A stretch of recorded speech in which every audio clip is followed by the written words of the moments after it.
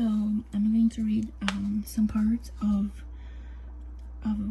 Seraphim Rose's book, Orthodox Survival Course, and I'm going to focus on what he talked about Madame Blavatsky and Rudolf Steiner. So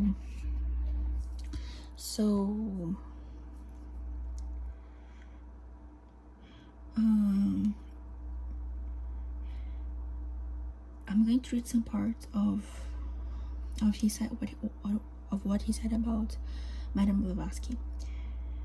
And we know this is possible because Madame Blavatsky, the founder of Theosophy, was herself an expert at things like materializing dishes. They would put a piece of paper and look inside of some kind of dish or some kind of cabinet, and she'd concentrate for 10 minutes and then open the cabinet, and there would be something written on the piece of paper, which her demons had come to help her and written it down. Sometimes they can even see a pen come out of nowhere and begin writing with no hand in back of it. All of these standard tricks of the devils because they are able to do things like materialize objects and strike people and lift tables.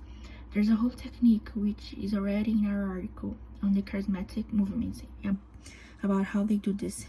They get together and get some kind of psychic energy by holding hands, and this involves the sphere of the unconsciousness, the psyche of man, which is a very deep sphere which we don't know too much about, and there's a great deal of energy there which can be channeled. And of course, the main ingredient of this phenomena are the demons themselves, who come to the aid of the medium. And I do think this is the case of the Youngs as well. I do think she, as a medium, she has the help of demons throughout her life, and the same with Blavatsky and Rudolf Steiner's. And we're going to continue what he said, what Seraphim Rose said.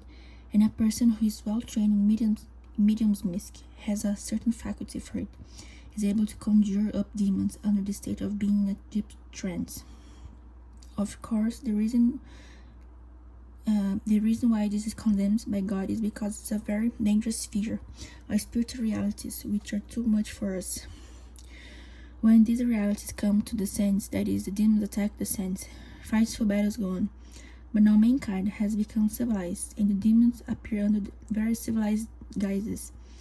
They come up with a philosophy which is so stupid and so contradictory, and so much in harmony with what Emerson or somebody else is saying. As soon as communism comes into fashion, then the theosophists start talking like communists, and so forth. And so I think this is the case of the Jing as well. She's very fashionable in society. She knows what's on the news, what's the trends of the world. She survives by adapting to the world's affairs. She's camouflaging, she's masquerading, and I do think that she survives by adapting to what's happening around her, what's happening around in the world.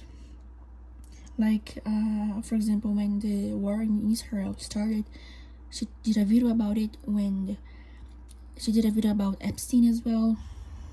She also, did a video about COVID. So she's adapting to the circumstances around her. I'm going to continue. Just pick up whatever is in the air, and the spirits give you exactly what any old preacher can give you in a spiritualist temple without any spirits, or in a Protestant church for that matter.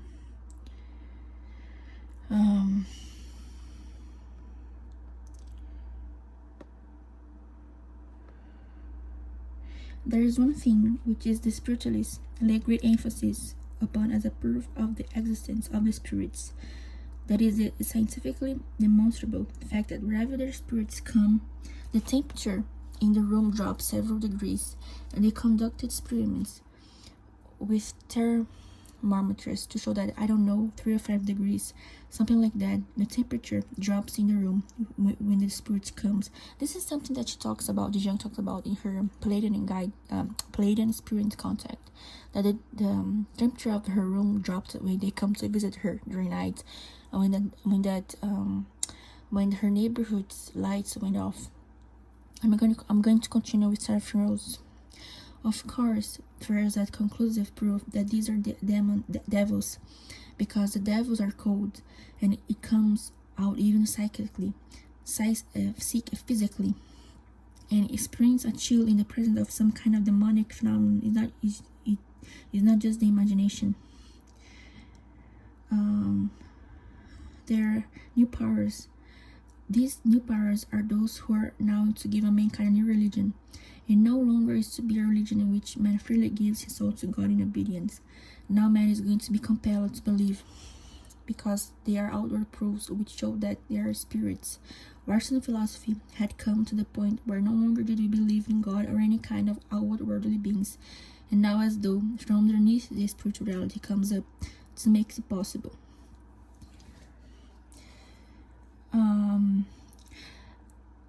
And I will continue what he said, what Seraphim Rose said.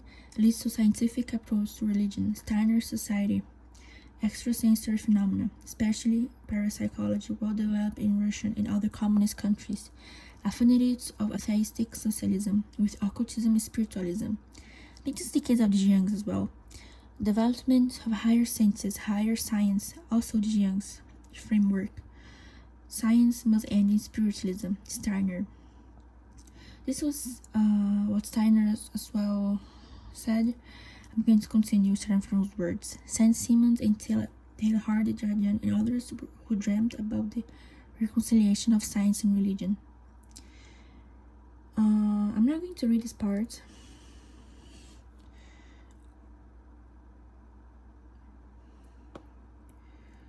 I'm going to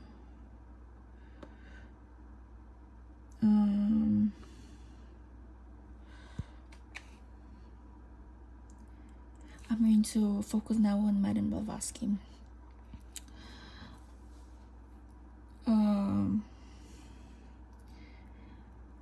I'm going to continue what he said about her. This is the age also of the founding of the Theosophical Society by Madame Blavatsky, the Russian medium, who claimed from the very day of her baptism she was the sworn enemy of kings and the church, because when she was baptized, the priest almost burned to death when a candle fell over and burned his robes up.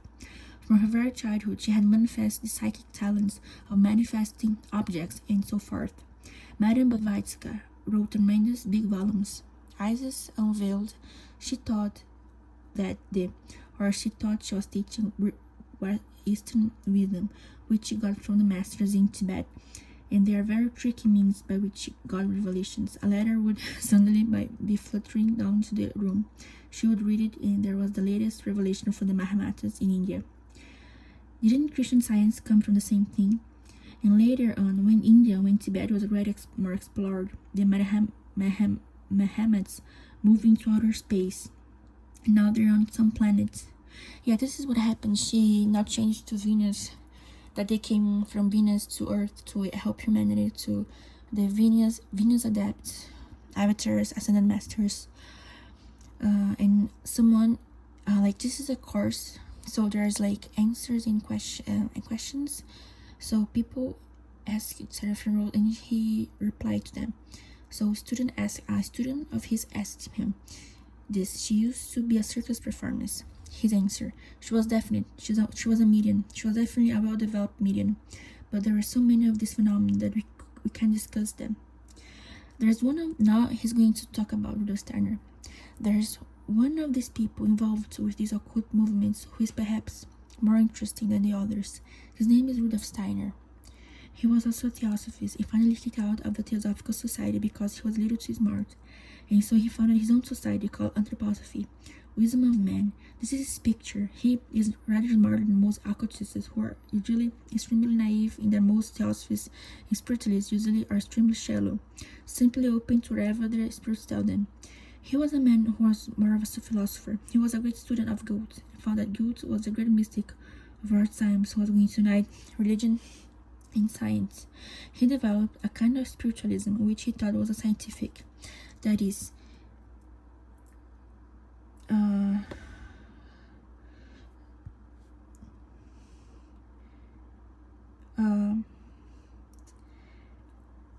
that is, he was looking at the whole reality, both the outward reality, which science examines, and the inward reality, which he got in visions. He tried to make some kind of synthesis between them. His writings are still considerably studied by serious people. I'm going to move on. The scientist concept. I'm going to read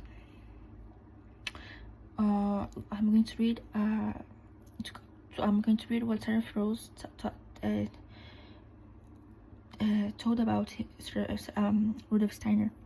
He has an interesting thing to say about what he was striving for.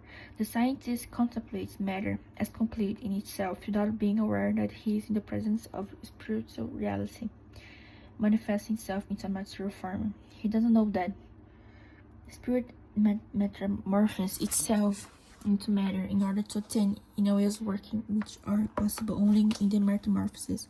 For example, spirit expresses itself through material drain in order that man may,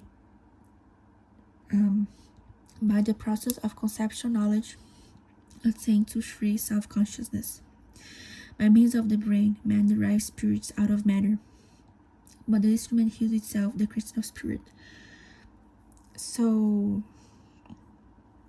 I'm going to read now what Seraphim Rose said. In our days, when science has come to that end, and does not see what matter is, finds that it cannot define its matter by itself, he wants to come to the rescue and give them a science which is based on something higher, that is, spiritual reality, which he says is variable experience. In fact, the cry of all theosophists and spiritualists is try it yourself. You can be convinced by your own experience if you follow the rules of getting in contact with spirits. Of course, which is against the freedom of Christianity, which is the fact that you have faith in God and give yourself up to God, who is above you, out of free choice, and not because it's been proven to you, because you're in contact with some kind of reality which forces itself upon you. So I'm going to end here. And something to think about as well, that this is also what the young is like Steiner.